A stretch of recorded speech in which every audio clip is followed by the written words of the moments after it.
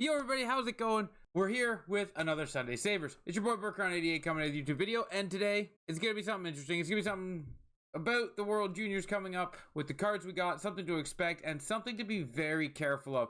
Yes, we like getting excited about the fantasy cards for the World Juniors. Yes, we love to think that our favorite team or our favorite country is going to get gold, and they're gonna be +3. But we need to come down to reality, we need to come down to earth, and we need to see where we can make these coins, because that's the best part about it, is where can you make coins and where can you pick up value. So let's go check that out, guys. If you do like the video, give it a thumbs up. Don't forget to hit that sub button and notification bell down below if you haven't. If you're new here and you don't want to miss anything in the future, but let's see where we can make coins, if there is coins to be made, or what we should be very careful about. Let's get into it.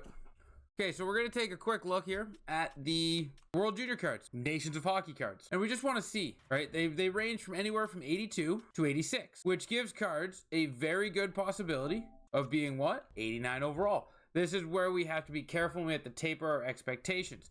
Because when we look at the 86s, we got a Matthias Sapoliov. Sorry if I butchered that, said that completely wrong. He's an 86 overall. So you might be sitting here like, yes, 89 overall card with potential, 89 speed. This card with elite edges could be fantastic. What a buy, what a way to make coins. But we also got to look at is if the Czech Republic wins. And again, this is where you got to bring your expectations down a little bit, because we're going to talk about the odds here on who's going to win gold, who's going to win silver, and who's going to win bronze.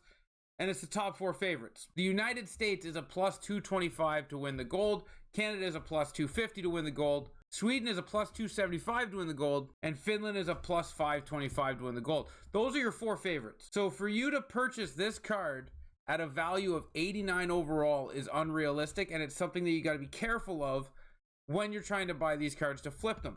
So knowing who the top 4 are, this here is a card that I would not pay a price over an 86 overall. 86 overall right now are on the market for 28,000. I would not spend more than 28,000 on this card. Even though he's got 98 speed with elite edges and 86, he's got no upside other than he's going to be an 86 overall. Maybe Czech Republic comes out and they're playing amazing hockey and they look like a force to be reckoned with. Then that's when you'd go out and grab the card before the prices change too much. But as of right now, they are not a favorite to be anywhere near a medal round. And we're going to take a look at his pricing right now. 29,000, so he is being priced like an 86. 32,000, he has stepped into the 86, 87 price range. 34,000, 37,000, 29,000 is an 86 pricing. So you can get this card at the 86 pricing. If you see this card drop down into like 22,000, 23,000, by all means, grab it up, because you still got Team of the Year. And if you can get somebody putting this card up, not thinking that has any value, then grab it, snag it. That's just a snipe, and maybe sell it later if they win a game.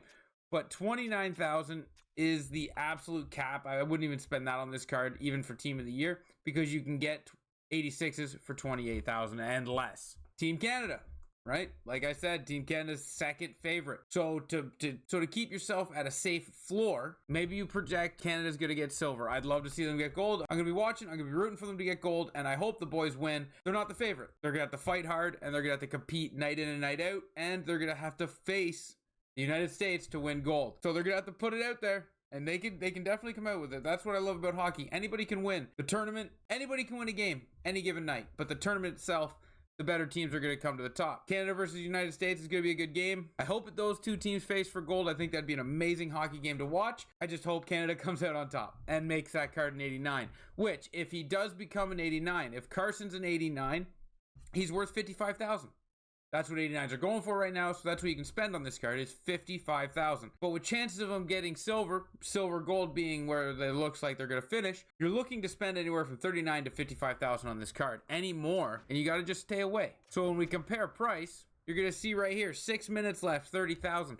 That's a good one to get, because 28,000, like I said, is where 86s are. So if people don't know, so if people aren't in understanding like where this card could finish, or that this card could be an 89, you could get a good steal. 80,000. This player is completely out to lunch. 80,000 is way overvalued for this card. Even if Canada wins gold, when Canada wins gold, or how Canada wins gold, or whatever, however you want to say it, even if that outcome happens, this card's not worth 80K. 45K, very, very modest price there for that bid. Very realistic price in the 88, 89 category. And then you got 40K. 36K buy now. That's not a bad price, because even if they get bronze, That's an 87, which 87s go for around 37K. So that's not a bad price at all. 30K buy now, that's a very good price. This individual here feels like 30K is a good bid price, when 30K buy now is a price tag right here. Then you got 70K and you got 42K.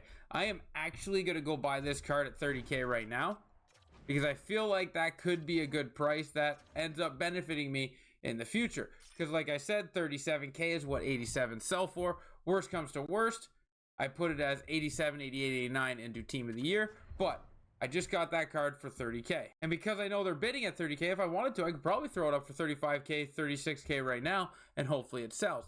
But now I got an 86, that's going to be an 87, 88, 89 for 30K, and I could make coins off of that. That's where you're using this event. You're using this event to make coins, and we're going to just go over the cards to avoid and the cards to get off. Now, one thing I do want to talk about is the United States. I brought it up that they are the favorite in this tournament, which they are.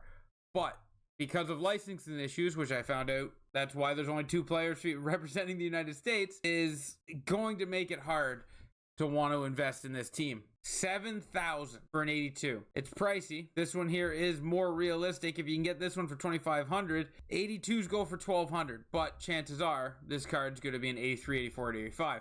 83, 84, 85, that's not anything that people are going to be crazy about. You are now looking at selling these cards for fodder for Team of the Year. And that goes for a value of 12,000. So if this card gets gold, 12,000, you get it for 2,000.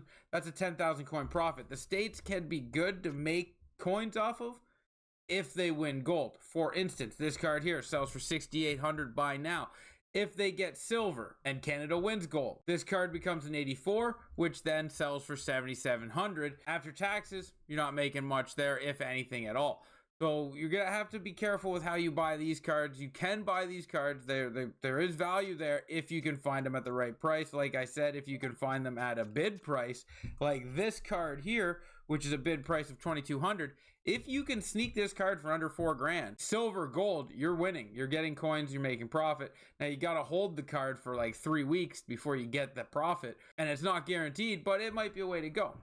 But that is a downfall of this tournament, of this event, is that they don't have the rights to many USA players. So the team that's favorited in this event, the team that is favorited to be most likely to go to an 89 overall, is absolutely irrelevant, because you're not going to get a high overall card out of the favorite of this tournament. Now we're going to look at Sweden, as they are the 3rd favorite. So remember, everything in here is going up by +1.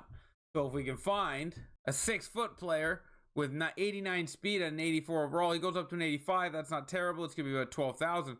So if you can find Liam here for a good price, which is possible to find him for a good price, because like I said, they're in the bronze no medal territory of +1, and that's it. What we're going to do is we're just going to fly through the pricing here. 18,000, 9,000, 11,000, 13,000. This card is being priced like it's guaranteed to be an 85. Now that we know the USA isn't going to get us anything, but if you can get those 82s for a price of an 82, you got a good chance of flipping a card at a high value. So you watch the USA pricing. Canada, gold, silver, 88, 89 to the 86s, like watch on back. Connor Geeky, 6'4", watch that card. That has huge value. And then as you see here, the player base is thinking that Sweden is going to be the bronze medal team. If you feel like Sweden can push a gold medal round and either get gold or silver, this would be a good purchase for you, because they're not priced that way. You get this card for 9,000. If you truly feel like Sweden, that is +275. Now remember, USA is +225, Canada's +250, Sweden's +275. There's not a huge gap there, right? Anything could happen. You never know. If you think Sweden can push the gold medal, now would be the time to buy them, because this card being 9,000, he gets +2, +3, becomes an 86, 87. That card goes from 9,000 to 28,000 or 38,000. So it's something you could play with, knowing that they're the 3rd favorite team and not far off. But if you really wanted to take a stab at it and you really wanted to risk something, your 4th favorite team, Finland. They're the 4th favorite, and how are they priced? 82 overall, you might be able to get them for 1,500, which is the price of an 82 overall. 82 overall, 1,200. If you can get these cards for 1,200, they might be an 83, but they're being priced at 1,200 because nobody thinks they're going to win their medal. This 84, be careful with this pricing because apparently he's being priced like he's going to be an 85. Same with this card, 85, 85. It's all in the price tag you pick them up for. Do not overpay for these cards just because you're thinking like, hey, this card, hey, I'm going to get this goalie here, Vinny, for 1,000 coins. He's an 82 overall, but when they win gold, he's going to be an 85, and I'm going to sell him for 12,000. I'm going to make 11,000 coins. I'm going to be so happy. Bring it, dial it back a little bit. Remember, anything can happen in the tournament, but when they're not a favorite, they're not a favorite. And they're not a favorite for a reason, right? Like the other three teams are clearly more dominant than Finland, because that's where we really see our first jump from 225, 250, 275, and then it jumps to a 500. So the odds of Finland winning are not very good, or at least that is where the money line lies. So there's how it goes, guys. I'm cheering for Canada. I hope Canada wins. I think Canada's going to win. Even though the odds have the USA in the favor, I think Canada's going to win. USA is a strong team, so that is going to be, in my opinion, your gold medal game. United States versus Canada. And then your bronze medal game is going to be like Sweden versus Finland. So if your teams are in there, go pick up some cards. Watch them. Try to make the flips. Try to make the plays. Or if you can find teams that aren't in that top four for cheaper than market value, go give them a shot. And if they win their first game, get them out there for sale and try to make some coins off them. But that's how we can use this event to try to make some coins, guys. That is going over the information of the event and try to help you make a better decision on what you want to do. But I thank you guys for watching. Till next time, ciao, ciao.